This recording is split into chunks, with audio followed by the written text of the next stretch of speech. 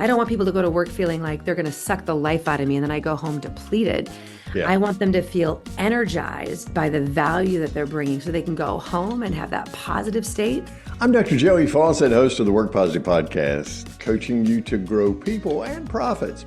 Hey, is it just me or is fear reigning free in the world of work these days? I mean, there's fear of getting laid off, of cutbacks, financial shortfalls, and the list just goes on and on, right? This fear paralyzes talented people who otherwise know what to do and how and when, but paralyze themselves in fear. So it seems to me what we need is a culture of bravery.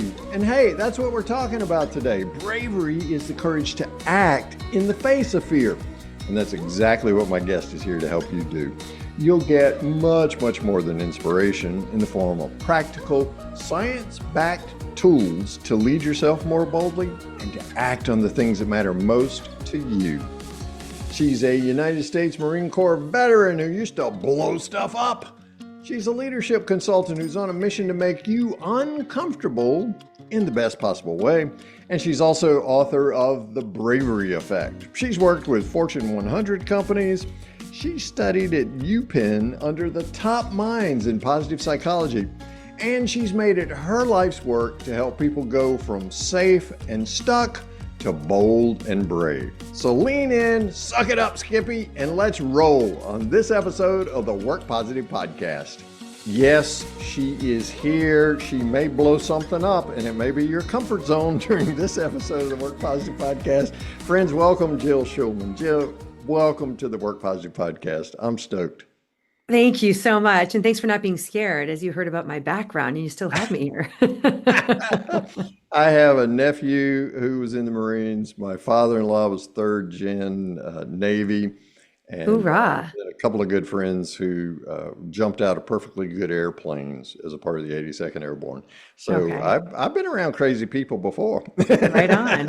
Love it. Love it. Love it.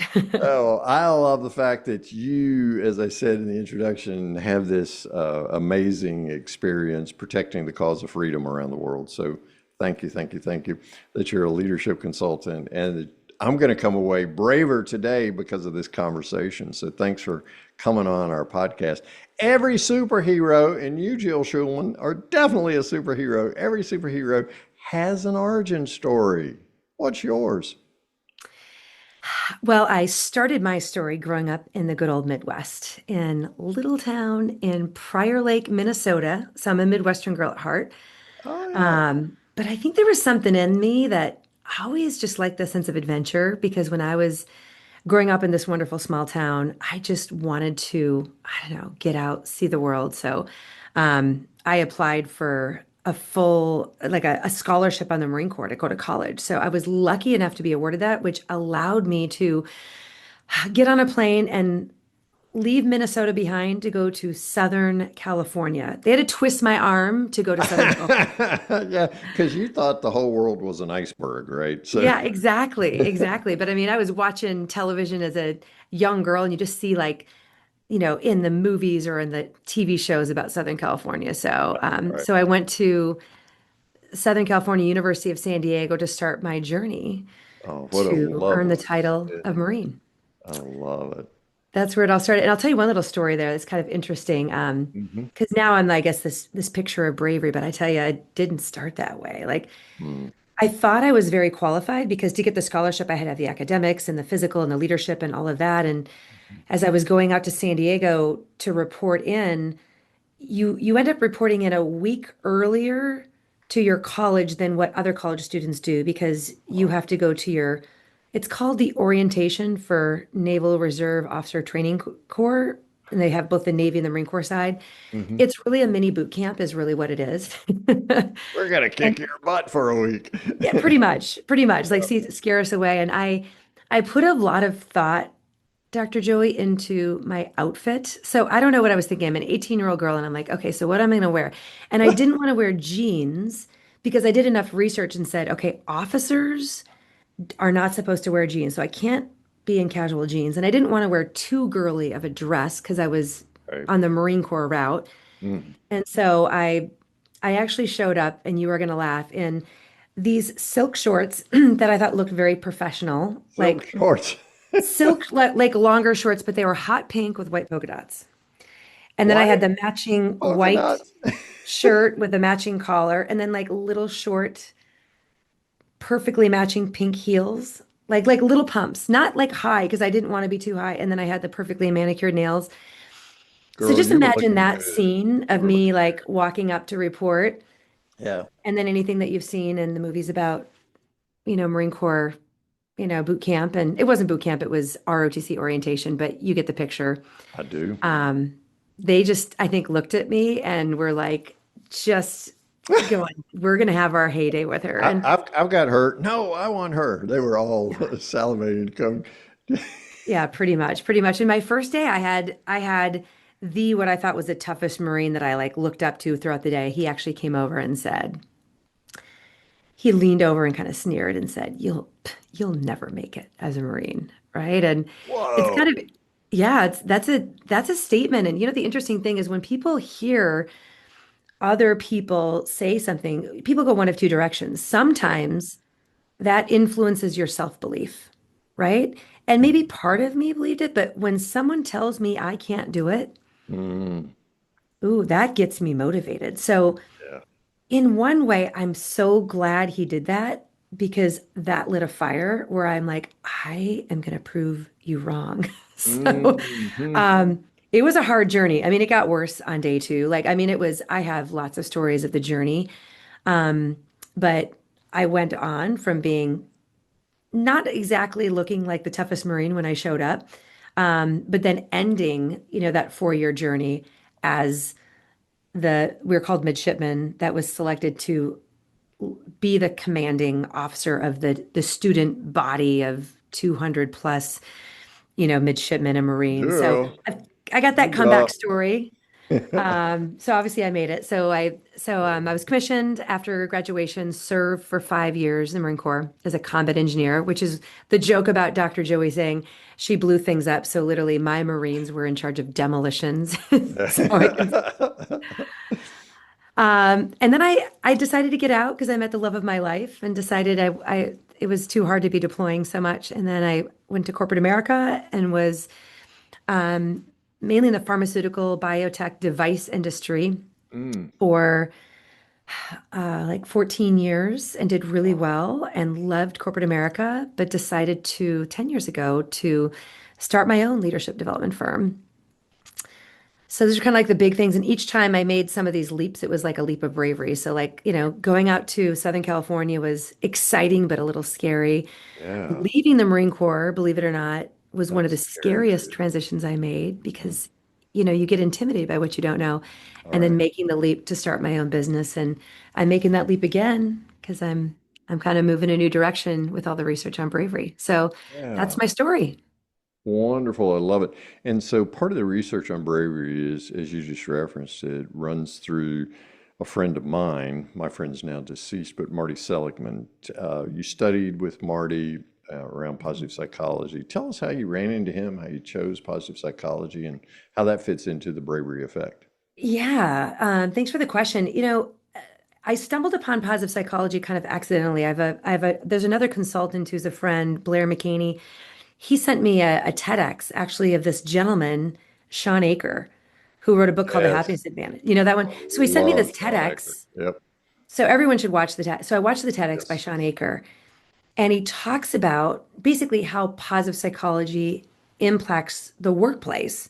Hmm. And I listened to this TEDx and I'm like, I'm a leadership development consultant bringing the most value, helping build cultures. Like, this is so interesting. I need to learn more.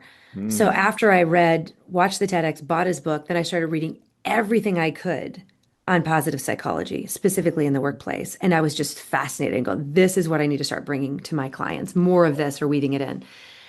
And then someone told me that you can get a master's degree in positive psychology. I'm Uh, like, what?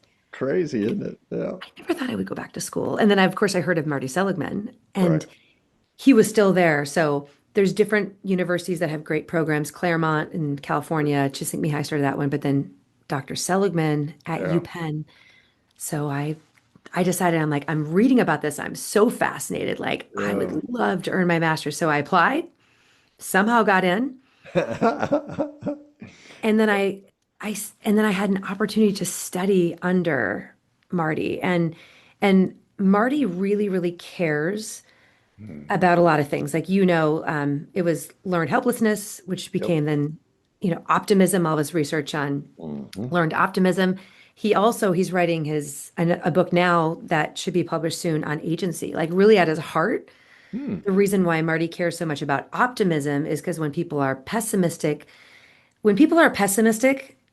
and they think things are all ruined and there's nothing they can do about it, then they stop taking action, which leads to a lower level of impact and well-being. And when he did all of his research on optimism, learned optimism, when you're optimistic that you can overcome things, when you're optimistic that there Right. is a way, that there is a bright future, then your actions follow. So, 100%. he really talks a lot about agency. So he's writing a book now on the history of agency and how people can be more agentic. So, Mm. bravery, my topic that I decided to do a deep Yeah. dive in, like how does fear hold people back and prevent them from taking action, Mm. hold them back Mm. from achieving what they want or going after their dreams. So I became very fascinated as I was studying positive psychology and positive psychology is the scientific study of elevating or increasing your happiness and well-being. So I Right. became very interested in what blocks people. Fear controls people's actions, right? So I that's why I did that deep dive, and I have such a close relationship with Marty because he's a great thought partner and he's guiding me a lot in my thinking. Hmm. And what we're talking about in terms of creating positive work cultures is when people are more optimistic and act in the face of their fear, which courage is acting despite your fear. If you expect fear to go away, you're going to be waiting a really long time, but you act in the face of that fear.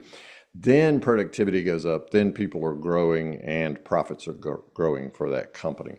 So Yeah. regardless of the pundits or the analyst, dissection of economic conditions and things like that, people really do counterintuitive things that are quite successful, and we see lots of examples of that.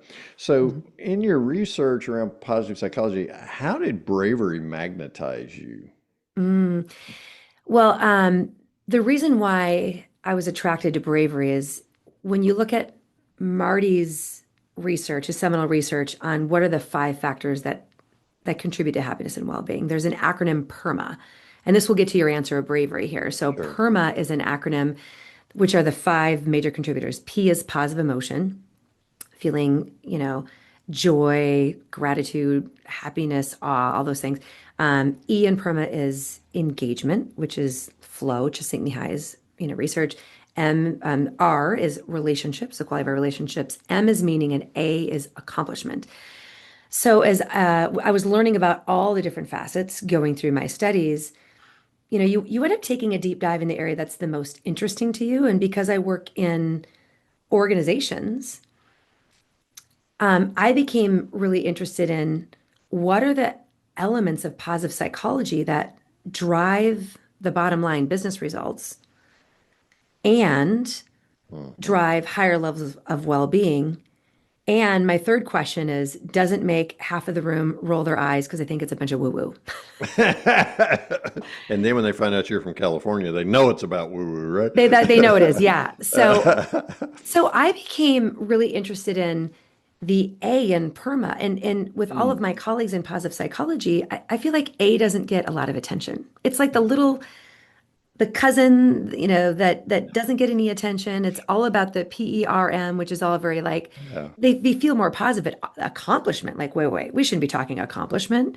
We're just talking about happiness and well-being. So I'm back to say we need to give some more attention to accomplishment because it is absolutely a driver of happiness and well-being. And that accomplishment is one of the things that we're trying to drive in organizations. And even for myself, like some of the things as I reflect back, my proudest accomplishments are some of the things that have, I think, most elevated my happiness and well-being. Ah. Earning the title of Marine, starting my own company, et cetera. So I think I gave accomplishment more attention because it's the area that I don't think is studied enough there's not enough research there. Mhm. And then also, it's the thing that I wanted to bring into organizations that I think is missing. So when I work with companies as a consultant, a talent development consultant, a leadership development consultant, a culture consultant, I find that a lot of leaders and organizations, I feel like sometimes are struggling. They're trying to drive results, but then people are sometimes overwhelmed and stressed. So then you've got your HR department that has all of your like well-being assets, and they try to help the organization by giving them all these well-being benefits. Like, oh, let's give them an app to do meditation and yoga and do all these things outside of work. And I just saw this problem. I'm like, okay, people are stressed at work because there's big challenges and they need to accomplish a lot. Mm. And they're stressed by it and they're so busy during the day. So now they're supposed to go home and do extra stuff on top of their work day to take advantage of all these benefits, which is just more things on their plate. Yeah. And honestly, Dr. Joe, it's not working. The billions of dollars that all of corporate America is just pouring. I mean, all of these well-being things are wonderful Mhm. resources, but I want to go back. I want to teach people how to accomplish things and create well-being in the flow of work. So Mm. that's where bravery came in, is what Ah. holds people back from achieving their goals or accomplishing at work? What slows them down? What causes Mm. them the stress and Mm. anxiety? Mhm. Mhm. Right? So I'm all about, you can create well-being in the flow of work by how Right. you approach the work. And what we're missing many times, things that slow us down and make us miss accomplishing our goals, is that lack of courage, because everyone has these fears and they don't say anything, they don't do anything because they're just ruminating about what might happen instead of Yeah, creatively taking exactly. action. So And yet there's immense internal value in accomplishing or achieving certain work tasks, right? There's totally. just some intrinsic self-esteem boosting, serotonin releasing kinds of things that go on in our bodies and our brains when I can go, man, I nailed that. Yeah, and it feels good when people feel like they can bring value and then they are valued for what they bring, they feel like they matter. That's Prelitinsky's research at University of Miami. So, yeah, I want to help people bring the absolute most value to the workplace in a way that feels great for them. I don't want people to go to work feeling like they're going to suck the life out of me and then I go home depleted. Yeah. I want them to feel energized by the value that they're bringing so they can go home and have that positive state, that positive emotional state that they should be experiencing at work when they're accomplishing a lot. That can make a big impact at home when they go home and they're Yes, feeling that positive emotion. 100%. It just spills right over. So rather than going home and answering the question, how was your day? Oh God, I'm so tired, right? They sucked the life out of me today. And then Hmm. trying to use an app, a well-being app, which I almost called the name of one. And it's great in and of itself, but rather than trying to recover from the day, what if I can bounce forward from the day right on Exactly. into my home and say to my spouse, man, it was a great day. I got so much done today, and bring that positive energy and that optimistic Mhm. attitude Yes. right into my home because I achieved more than I thought I could. I surprised myself because I'm in a work culture that believed in me, esteemed me, Mm. and found a way for me to make that happen. Yeah, So there's these let's, two things that can happen at the same time. I want to sure. highlight the point you're making, then we'll move on. Is you can do really hard things Mm, and experience positive emotions and joy simultaneously. yes. It is possible, right? So if you can create those conditions, then you'll look forward to going to work. And you will be exhausted because you're going to be really hard, but it's like having that great workout and going like, wow, that was awesome. I know. Well, you got the endorphins and the serotonin and everything backing you up, Exactly. right? Because your Yeah, body's responding to that sense of achievement, and your brain just carves some new neural pathways because you're like, hey, look what I did. May if I did exactly. that, let me go back tomorrow and see what I can do. I want to get more of that. Yeah, and look what we can do in our family and how we can, it just has that immense spillover effect. It So, does. in the face of fear, we do the hard things. What are some of the more common fears you find in work cultures that paralyze people, or we allow to paralyze? Yeah, I'm so glad you asked that because like let's bring in the workplace and talk about like this concept or this construct of bravery.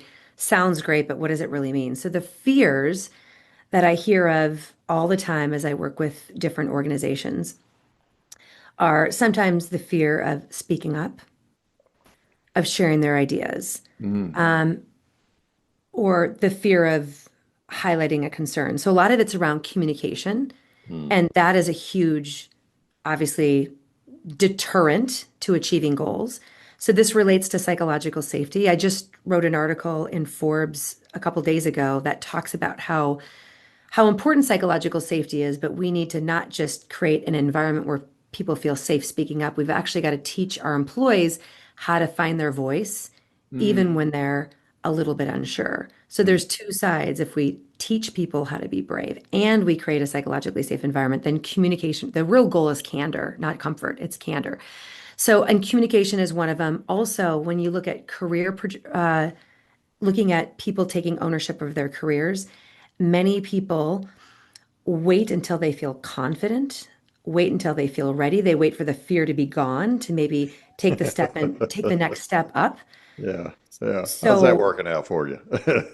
exactly. So, when people sometimes don't feel satisfied because their career hasn't been moving up, I tend to have people look in the mirror and go, well, why is that? Right? Sometimes Mm. we don't, sometimes we can blame our environment, maybe a lack of opportunity, but sometimes it's us. So when people, decide in that moment to like, okay, do I put my name in for the promotion? Do I go for it? Or I'm going to wait a little bit longer? There's always a choice to be brave, step forward in the presence of fear toward a worthwhile goal, or do I step back? And stepping back is cowering. Like you always have those choices. So sometimes in career progression, and then the last one that is really common is just around innovation. There's uncertainty. It's taking those risks. Like, do we just keep doing things the way that we're doing it because we've always done it? This feels very safe Mhm. and comfortable. Keep your head Or, down. Mhm. so it really relates to innovation. Like companies that are struggling with innovating, they need some help with identifying fears and overcoming them with the science of bravery. So those are the three areas. I love it. Let me ask you a question. What if the key to growing your work culture hides in plain sight? Take the free Work Positive Culture Assessment to discover it. Get insights in less than 4 minutes that transform your culture so you grow people and profits. You just answer 13 simple questions and discover your culture stage, strengths, and personalized next steps. Get your free aha culture moment at workpositive.today. Go to workpositive.today right now. Jill Schulman is my guest on this episode of the Work Positive Podcast. In the show notes, there's a link over to Amazon where we all buy our books, right? Unless, I mean, there are other places to buy books because wherever finer books are sold, Jill Schulman's book is there, front It and is. center. Trust me on that one. But we've got a link over to Amazon. The Bravery Effect is there. So go ahead while you're listening to the rest of this podcast, click that link and get yourself a copy. Download it if you're like me and an avid Kindle reader, or they'll have the paperback in your hands tomorrow. So let's say I'm creating a brave, positive culture. Hmm. How do I communicate that to someone that regard as top talent and I want to attract them to our team? Because what we're talking about is not very common, and they might give us a side eye and Mm. say, "Oh, really? Sure, Yeah. okay." Well, what I recommend to my clients that I work with is that when they're trying to attract talent, they should share what their values are and what will be expected of them in the workplace and be proud of it. So Be it could proud. sound like this. In our organization, we are going to push and challenge our employees to reach new levels of impact for our clients Hmm. because we're excited about raising the bar in innovating. We believe in growth and development. So we're going to be intentionally making people uncomfortable, not to make them miserable, but to help them grow and have their very best career. And we are a feedback rich culture, Mm. right? And Mm. not just around your performance, but we expect our employees to not just show up with their hands and feet and do the work, but we want you to fully engage your brain. And we expect you to find your voice, share your ideas, even if you're new. Because if you're new, you probably have an idea that's different and fresh. We want you to raise your hand if there's concern. So, Mm. this culture that we have, you know, I want you to know what you're getting into because we're going to expect more of you. We're going to challenge you more, and we're going to ask you to be brave and courageous in achieving goals in your career and also in helping the team by speaking up. Is that something you want? You want to attract the people that want that. Yes. If someone says, "Oh, I just want, I want to do the bare minimum I and just just want get my the job. benefits. Yeah. You want those people to run the other way. So share your talent philosophy, like, to your potential talent, because you will attract the right people. Yeah. Absolutely. So let's say I attract the right people, it's the top talent I want. They want to be challenged. They want to move beyond their comfort zone and increase the accomplishment of their impact Mhm. exponentially. Sometimes we date hard and then we say I do and we take our foot off the gas. Ah, How do I make sure that these people are going to stay on my team? well, we've got to come through and we got to make sure you're right. As you're dating and saying, like, look at how great I am, we've got to make sure people experience how great you are. So this gets to like, we have to make sure we're putting as much focus on creating the culture that will drive results Hmm. than it is driving the results. Because who is it, Drucker, that says culture eats strategy for lunch? Is it Drucker that said that? I'm trying to remember the Yeah, quote. yeah. And Ivan Meisner said it on this very podcast before that except Ivan talked about breakfast. Yeah. Yeah, Well, let's just exactly. say 3 meals a day, culture each strategy. Yeah, exactly. Exactly. So, and when it comes specifically to bravery, it's something that needs to be an expectation of all employees in terms of one of their values or behavioral expectations, right? And then we need to teach people how to be courageous in their communications, how to be brave, because people don't necessarily know how to. In fact, if we look at the natural default setting of humans, Yes. humans are more motivated, they're wired biologically to actually shrink from fear. And it's part of what helped us survive, right? So, but it used to be physical threats. Mm. And fear was something really good to listen to because it helped us survive. So it was a good thing. So now the fears are social. It's fear of failure, fear of embarrassment, fear of rejection. Those are the fears, but our brain doesn't know our neurology, our does not know the difference, so we react the same way. So sometimes if it's like there's a situation where there's a meeting and you see a problem and you want to bring it up, but you're afraid that maybe it won't be accepted, it's I just want to give everyone a little bit of grace here. Like if that's how you feel, you're just normal, but Yeah. there's ways that we can build bravery very intentionally. We can train people on the cognitive side, on the behavioral side, and this is what I bring to Mm. organizations. I teach people how to have the right, because what your beliefs are impact your behavior. So we talk about beliefs about 100%. bravery and Correct. stress and challenges, and we talk about the behavior, but you've got to teach people how to do it. And if just to tell people like, oh, like I just want you to speak up if something's wrong, then they don't, and you're like, well, Why what don't is they wrong with speak you? up? And like it's like bravery's like any skill. It's a learnable, teachable skill, and they need to practice it over time. So that's what I bring to my clients is, teaching people like, okay, when you have a thought, like here's how you find your voice, here's how you say it, let's practice it. And then they get good at it. And even Mhm. if they're shy or introverted, they get great at it and they feel empowered and then they have higher levels of engagement. We drive results. So I guess the answer is definitely be a steward of your culture. It's so incredibly important, but bravery should be a part of that culture if you care about innovation, accomplishing hard goals, and having your employees learn and grow. So bravery. And then make sure that you've got mechanisms or someone coming in or internally, someone teaching people how to be brave. You can't just say be brave. You got to give them examples of how and give them training on how to do it. Because Mm. from a psychological point of view, we need to kind of rewire our brain and there's ways to do it. So just make sure you teach people how.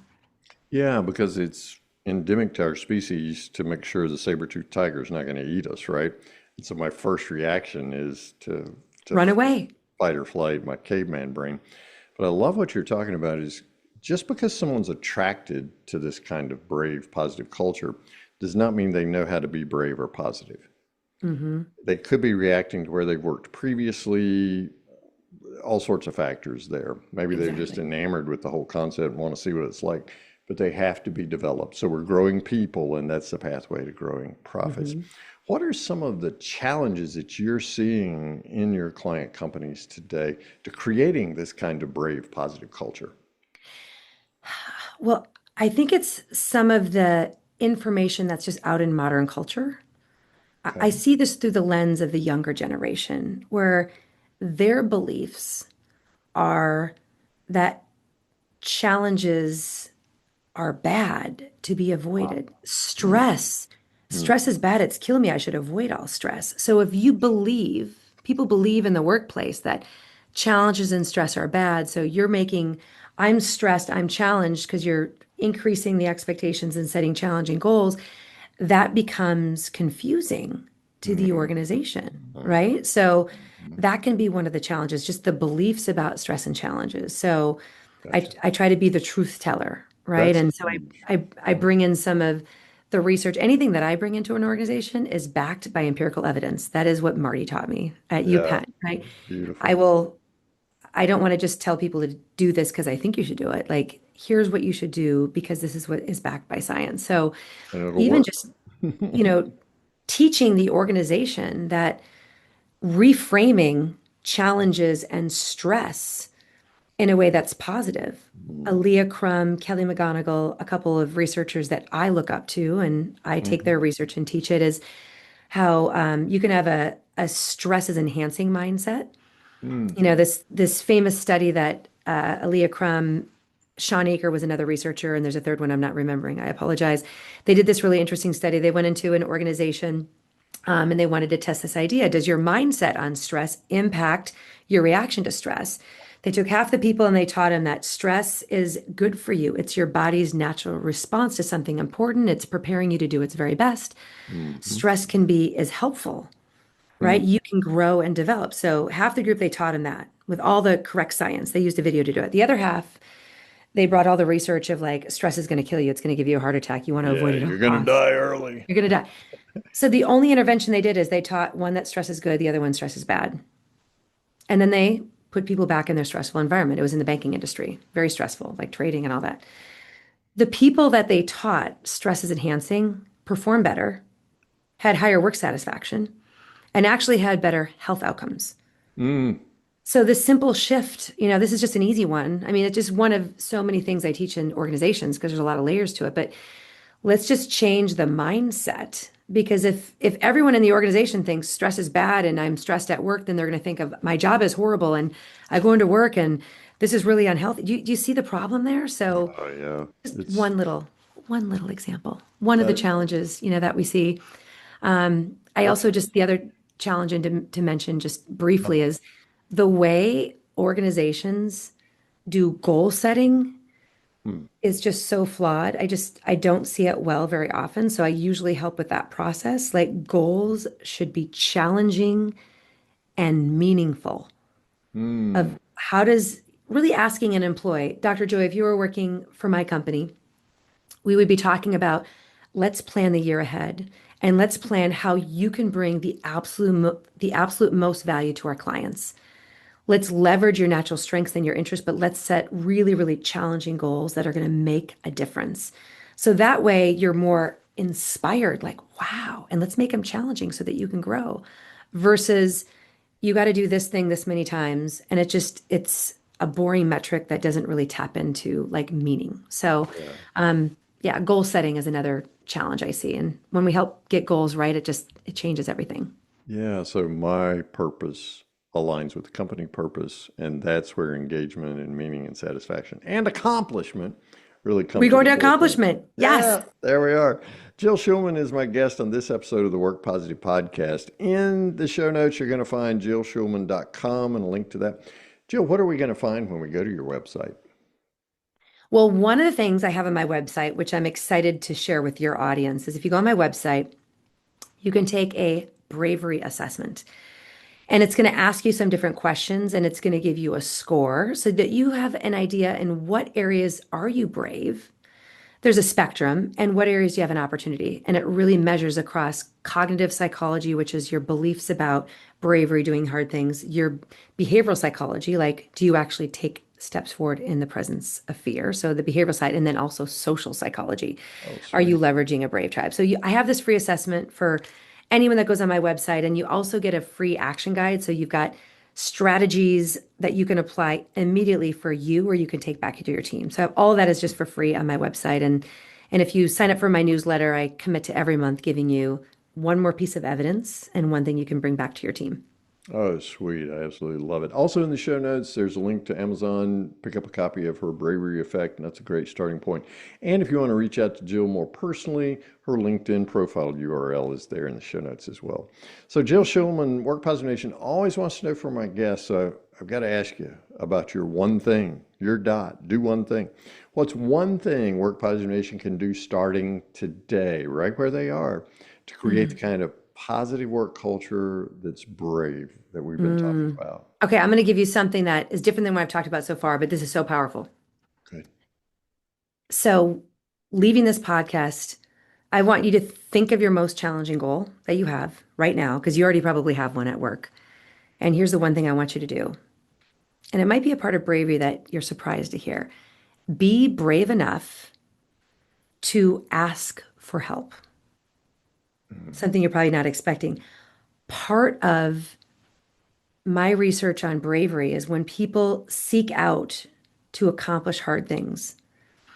One of the things that slows them down is we all think we're too proud, like it's a sign of weakness to ask for help.